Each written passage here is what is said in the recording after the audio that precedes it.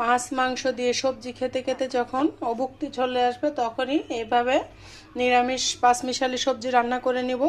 বিসমিল্লাহির রহমানির রহিম। আসসালামু আলাইকুম। কেমন আছেন বন্ধুরা? আশা করি যে যেখানে আছেন সবাই অনেক অনেক ভালো আছেন। আলহামদুলিল্লাহ আমিও আপনাদের দুয়ায় ভালোবাসে ভালো আছে। আজকে আরেকটা নতুন রেসিপি নিয়ে চলে আসলাম।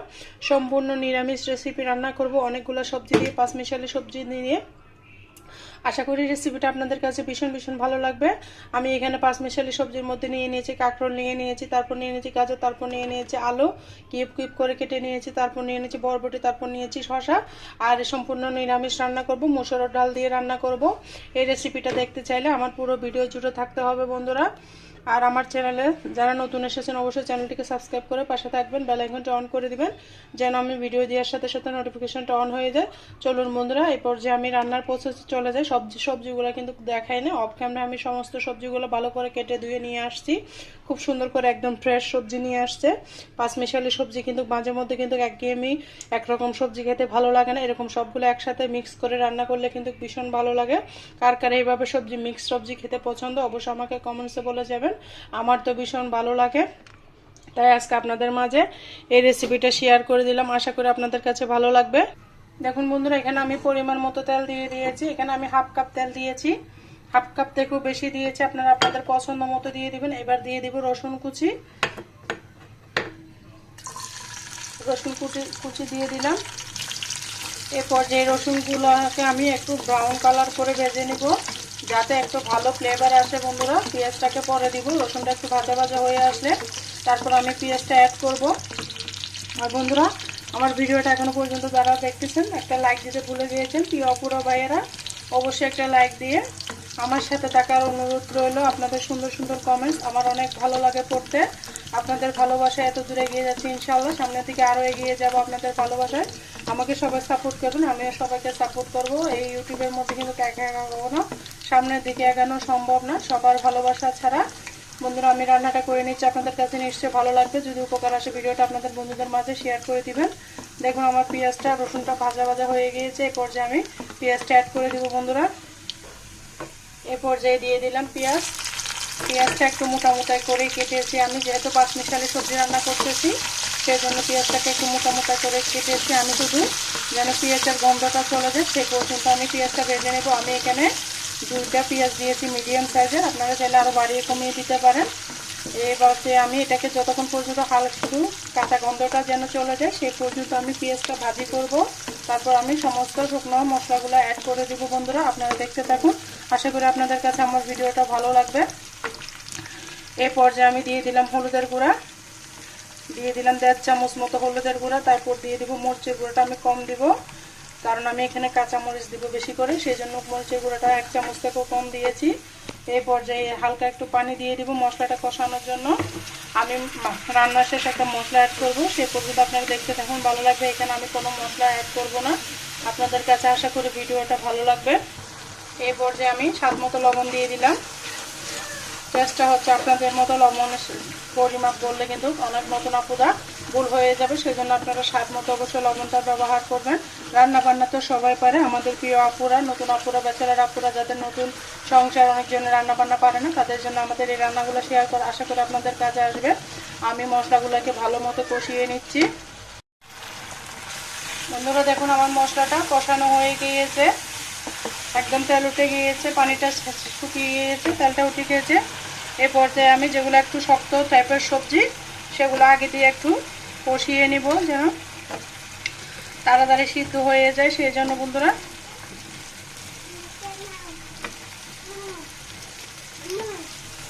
এই পর্যায়ে কাঁকরোলটা দিয়ে আমি নাড়াচাড়া করে দিব।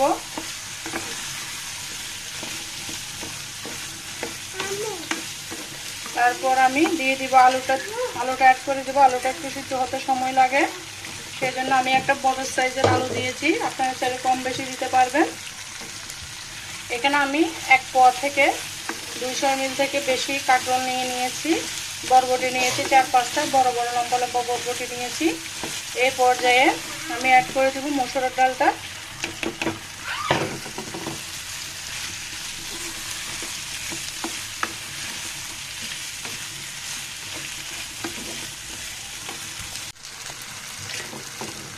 বন্ধুরা এই পর্যায়ে আমি গাজরটা দিয়ে দিচ্ছি। সবজি কাটার সময় একটু পাতলা করে কাটবেন, তাই সব সবজি একসাথে সিদ্ধ হয়ে যাবে বন্ধুরা। অবশ্যই সবজি কাটার সময় একটু পাতলা করে কেটে নেবেন। তারপর দিয়ে দিচ্ছি বরবটি আর শসা একসাথে দিয়ে দিচ্ছি আমি। এগুলোকে আমি 2-3 মিনিট মতো কষিয়ে নিয়েছি কাঁকরোলার ডালকে। এরপর এগুলো সুন্দর করে নেড়ে চেড়ে কষিয়ে নেব। আমার এক হাতে ক্যামেরা থাকে বন্ধুরা, আরেক হাতে আমি ভিডিও করি, সেই জন্য মাঝে মধ্যে ক্যামেরাটা একটু নাড়াচাড়া করে, সেই জন্য সবাই ক্ষমার দৃষ্টিতে দেখবেন। আর আমার ভয়েসের মাঝে যদি কোনো ভুল ত্রুটি হয় অবশ্যই বন্ধুরা সবাই একটু ক্ষমার দৃষ্টিতে দেখবেন। আর আমার ছোটো বাচ্চা আছে বাসার মধ্যে, ও মাঝে মধ্যে কথা বলে ফেলে ভয়েসের মধ্যে, তার জন্য বন্ধুরা সবার কাছে আমি সবাই আমাকে ক্ষমার দৃষ্টিতে দেখবেন। ছোটো বাচ্চা বুঝে না, মাঝে মাঝে কথা বলে ফেলে বা চিৎকার যেহেতু আমি ভয়েস দেওয়ার সময় ও বুঝে না, ছোটো বাচ্চা, তাই আপনারা সবাই ক্ষমার দৃষ্টিতে দেখবেন। আর আমার রেসিপিটা কেমন লাগতেছে অবশ্যই সুন্দর একটা কমেন্টসে বলে যাবেন। আর এখনও পর্যন্ত আমার প্রিয় আপুরা ভাইয়ারা যারা একটা লাইক দিতে ভুলে গেছেন অবশ্যই একটা ছোটো লাইক দিয়ে আমার সাথে থাকার অনুরোধ রইল। এই পর্যায়ে বন্ধুরা আমি অ্যাড করব চিনি। এখানে আমি 1/2 চামচ মতো চিনি দিয়ে দিয়েছি। চিনিটা দিলে সবজির কালার আর স্বাদের ব্যালেন্সটা একদম পারফেক্ট থাকে, আর স্বাদের ব্যালেন্সটা কিন্তু দ্বিগুণ বেড়ে যায়। এভাবে চিনি দিয়ে সবজিটা রান্না করলে সবজির কালারগুলো একদম পারফেক্ট সুন্দর থাকবে, কালার নষ্ট হবে না বন্ধুরা। আপনাদের জন্য টিপস দিলাম, আশা করি আপনাদের কাজে আসবে। এই পর্যায়ে আমি সবজিতে কোনো পানি অ্যাড করব না, একদম চুলার আগুনটা মিডিয়াম করে রেখে দিব, কোনো পানি অ্যাড করবো না, সবজি থেকে কিন্তু পানি ছাড়বে। এই পর্যায়ে আমি ঢাকনা দিয়ে ঢেকে দিব। সবজিটা এভাবে কষিয়ে নিব সুন্দর করে। আমি ঢাকনা দিয়ে ঢেকে দিলাম বন্ধুরা। এই পর্যায়ে আমি আবারও নাড়াচাড়া করে দেবো। এখনো পর্যন্ত কিন্তু আমি এখানে কোনো পানি ব্যবহার করি নাই। দেখুন অনেকগুলো পানি ছেড়েছে। চুলার আগুনটা একদম কমিয়ে রাখবেন, পানি ছাড়বে। সবজির মধ্যে কিন্তু প্রচুর পরিমাণ পানি থাকে, সেই সবজি দিয়ে সবজিটা রান্না করলে কিন্তু ভীষণ ভালো লাগে খেতে। নতুন আপুদের জন্য এই টিপসটা আমি দিয়ে দিলাম। সবজির মধ্যে কোনো পানি না দিলে কিন্তু সবজিটা খেতে ভীষণ ভালো লাগে কষিয়ে এভাবে রান্না করলে। তারপর দিয়ে দিলাম বেশ কয়েকটা কাঁচামরিচ ফালি করে। আমি এখানে লাল মরিচের পরিমাণটা কম দিয়েছি, সেই জন্য কাঁচামরিচ 8-10টাকে ফালি করে দিয়ে দিয়েছি। এটা আপনারা ঝাল আপনাদের উপরে, একটু ঝাল ঝাল হবে, মিষ্টি মিষ্টি হবে। চিনিও দিয়েছি, খেতে ভালো লাগবে। আমি আবারও ঢাকনা দিয়ে আমি প্রায় 5-7 মিনিট পর আপনাদের মাঝে ফিরে আসলাম। এই পর্যায়ে আমি আবারও ঢাকনা দিয়ে ঢেকে দিব সবজিটা সিদ্ধ হওয়া পর্যন্ত। বন্ধুরা এই পর্যায়ে আমি আবারও নেড়ে ছেড়ে দিব। প্রায় 10 মিনিট পর আসছি। চুলার আগুনটা কিন্তু সেই মিডিয়াম করেই রেখেছি। দেখুন অনেক সবজি কমে গিয়েছে, প্রায় সবজিটা সিদ্ধ হয়ে গিয়েছে। এই পানির মধ্যে সবজির পানি থেকে আমার সবজিটা প্রায় 50% সিদ্ধ হয়ে গিয়েছে বন্ধুরা। এভাবে আপনারা সবজি রান্না করবেন, অনেক টেস্ট হয়। ধৈর্য ধরে রান্নাটা কিন্তু ধৈর্য ধরে ভালোবেসে রান্না করলে কিন্তু অনেক মজা হয়। আমি এই পর্যায়ে পানি দিয়ে দেবো। আমি প্রায় 20 মিনিট মতো কষিয়েছি সবজিটাকে। দেখুন আমার সবজিটা প্রায় সিদ্ধ হয়ে গিয়েছে, 80% 50% সিদ্ধ হয়ে গিয়েছে, আর 50% পানি দিয়ে সিদ্ধ করে নেব আমি। এখানে আমি 1/2 গ্লাস মতো পানি দিয়েছি, 1/2 গ্লাস থেকে বেশি দিয়েছি, বেশি পানি দিব না। একটু মাখা মাখা করে রান্না করব ডাল দিয়ে। এই পানি দিয়ে আমি সবজিটাকে সিদ্ধ করে নিব। চুলার আগুনটা কিন্তু মিডিয়াম করে রেখেছি, আগে মিডিয়াম থেকে একটু হাই করে দিব। আগে প্রথমে একদম মিডিয়াম করে সবজিটা কষিয়েছি। এই পর্যায়ে চুলার আগুনটা একটু হাই করে দিব, হাই থেকে একটু মিডিয়াম মাঝে রেঞ্জ করে দিব।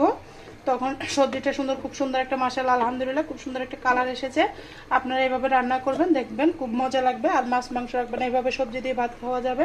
এই পর্যায়ে আমি সবজিটা ঢেকে দিলাম বন্ধুরা। এই পর্যায়ে আমি নাড়াচাড়া করে দিব। আমার সবজিটা প্রায় হয়ে গিয়েছে, খুব সুন্দর হয়েছে মাশাআল্লাহ আলহামদুলিল্লাহ। লবণ দেখেছি, খেতেও ভালো লেগেছে মাশাআল্লাহ। এই পর্যায়ে আমি একটা মশলা অ্যাড করব। এই মশলাটা অ্যাড করলে আরও স্বাদের দ্বিগুণ বেড়ে যাবে।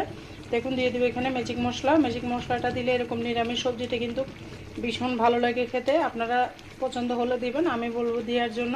খেতে কিন্তু অনেক ভালো লাগে ম্যাজিক মশলাটা দিলে, স্বাদ যেন দ্বিগুণ বেড়ে যায়। আমার কাছে নিরামিষ সবজির মধ্যে, ভাজির মধ্যে এভাবে একটু ম্যাজিক মশলা অ্যাড করলে কিন্তু অনেক ভালো লাগে খেতে।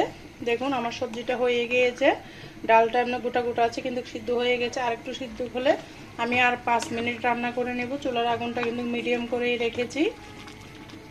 এই পর্যায়ে আমি আবারও ঢাকনা দিয়ে ঢেকে দিব।